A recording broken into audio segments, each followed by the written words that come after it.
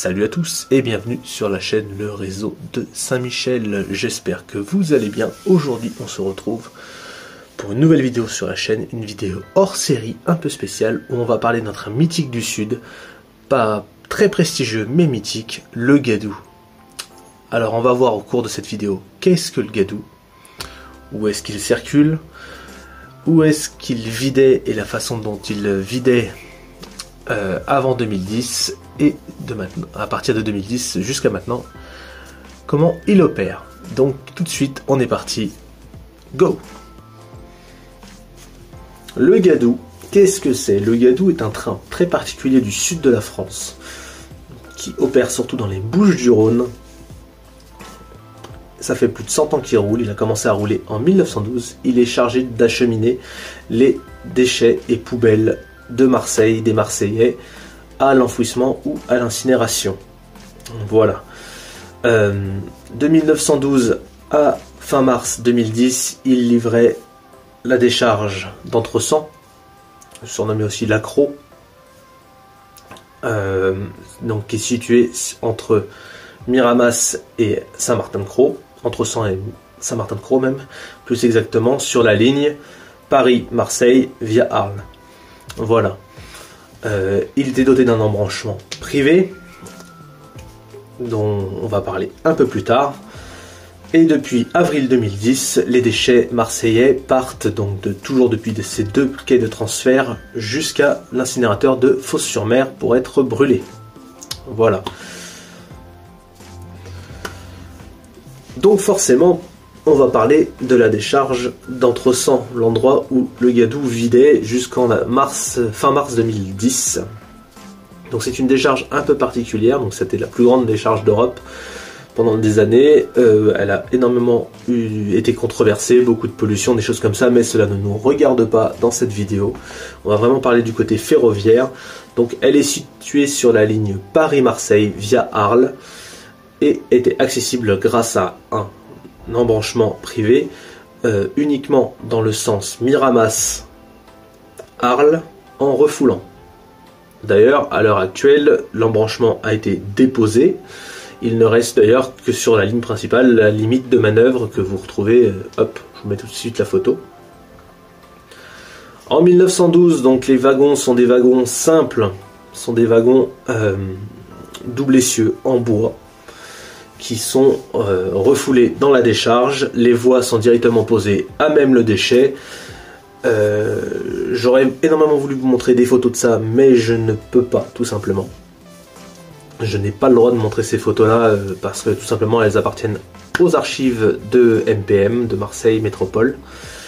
Je pense que vous pouvez les trouver en cherchant un petit peu. Donc les déchets, les rails sont posés en éventail avec plusieurs systèmes d'aiguilles. Et au fur et à mesure, elles sont déplacées. Le déchet monte, ainsi de suite. Elles sont déchargées à la main. C'est un travail de titan, ces wagons. Mais voilà, ça fonctionne comme ça pendant un long moment. On retrouve d'ailleurs les premières vues photographiées par IGN, par tout ça, comme je vous mets maintenant, dans les années 50. Et là, on voit vraiment l'éventail. Voilà, je vous l'ai tracé. En vert, vous avez la ligne principale et les embranchements en éventail. On arrive plus tard, là il n'y a pas de photo de cette période-là, dans les années 80-90, où la voie n'est plus répartie en éventail, mais fait le tour du site. Elle est déchargée avec la mécanisation, l'arrivée de la mécanisation avec des pelles à grappin. Les bulles repoussent le déchet sur les dômes, ainsi de suite. Cette voie disparaît au début des années 2000, où au début des années 2000, on crée deux grandes boucles. Fin des années 90, début des 2000, on crée deux grandes boucles pour décharger, pour qu'une rame arrive pleine, en parallèle une rame soit vide, pour alterner, si vous voulez, les convois. Tout simplement, une locomotive qui venait livrer, et elle livrait un train plein, elle repartait avec un train vide.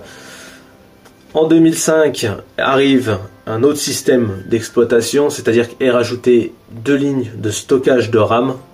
Voilà, tout simplement pour la période estivale où le volume de déchets est plus importante.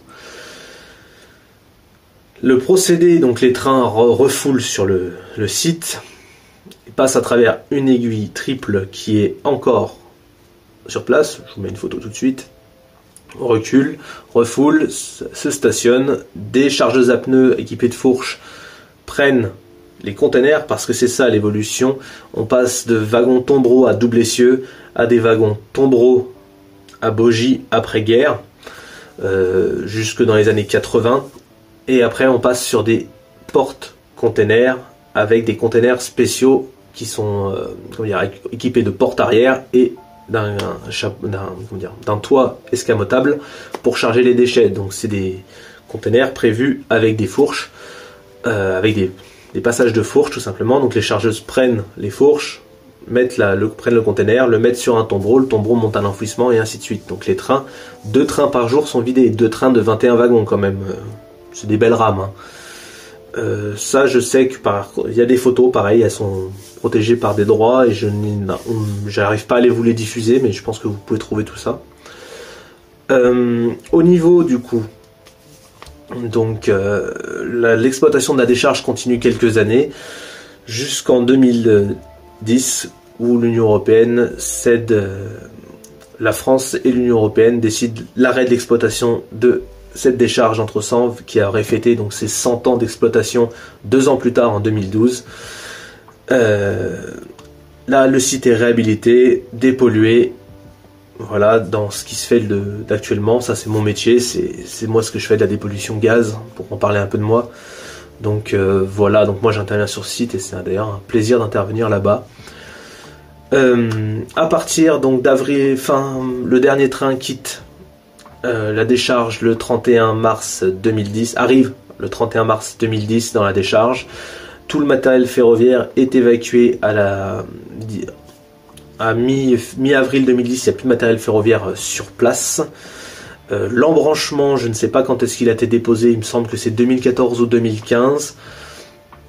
La caténaire est toujours présente sur le site, mais n'est plus raccordée à la caténaire principale sur la voie, donc ça c'est coupé aussi.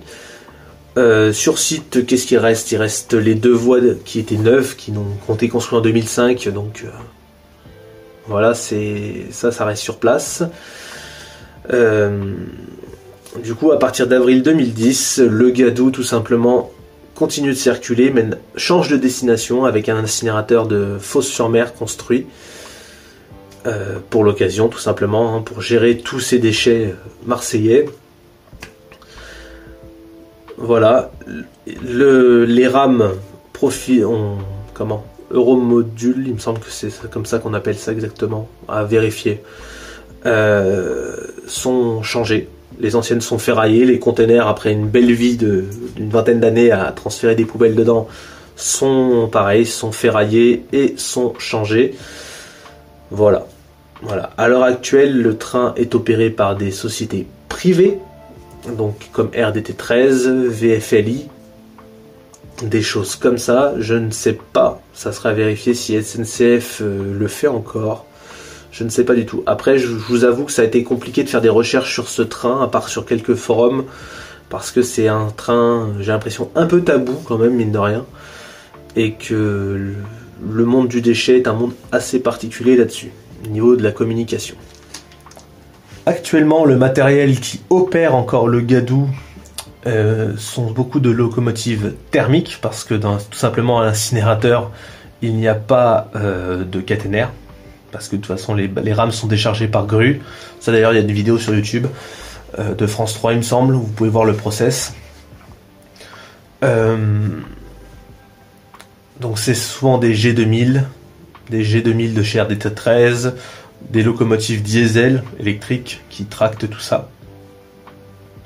Pendant très longtemps, donc c'est un train qui a vu beaucoup de matériel à sa tête, à l'époque où c'était encore SNCF, donc après-guerre. Avant-guerre, j'ai pas trouvé honnêtement ce qui tractionnait, d'ailleurs dites-le moi.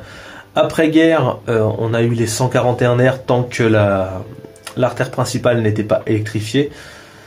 Après l'électrification, on a eu beaucoup de machines sous caténaire, quoique aussi vous me direz des diesels, parce qu'on a eu des 66 000, on a eu des 67 000, on a eu plus récemment les 75 000, on a eu des 37 000, on a 37, j'ai peut-être une bêtise, 36 000, On a eu des 26 000, on a eu des 22 200, on a eu beaucoup de machines différentes qui ont tractionné cette RAM.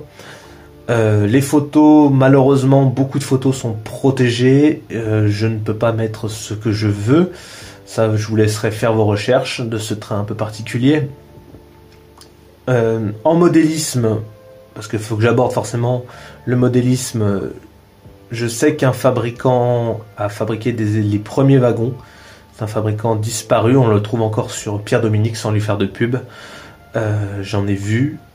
Depuis les tombereaux, c'est des wagons tombereaux classiques, ça se trouve à tous les coins de rue, j'ai envie de vous dire.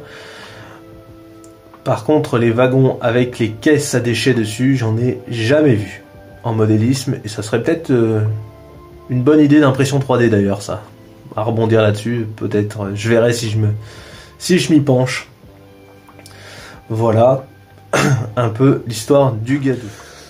Je ne l'ai pas abordé un peu plus tôt dans la vidéo, mais je vais l'aborder maintenant, le pourquoi on est passé de wagons tombereaux ouverts à des containers fermés. C'est surtout pour les nuisances au niveau des odeurs, au niveau des envols de papier, de déchets, parce que le déchet a évolué, hein, clairement. On est passé à un monde de consommation, années 70, 80, 90, 60, avec du plastique, des choses comme ça qui s'envolaient. La décharge entre soi était d'ailleurs malheureusement réputé pour ça, pour ces envols. Ceux qui sont de ma génération, ceux qui ont vu les livres sur la gestion des déchets qu'on avait en cours, dès qu'on voyait des photos avec des déchets de partout envolés, c'était forcément là-bas, la plaine de l'Accro.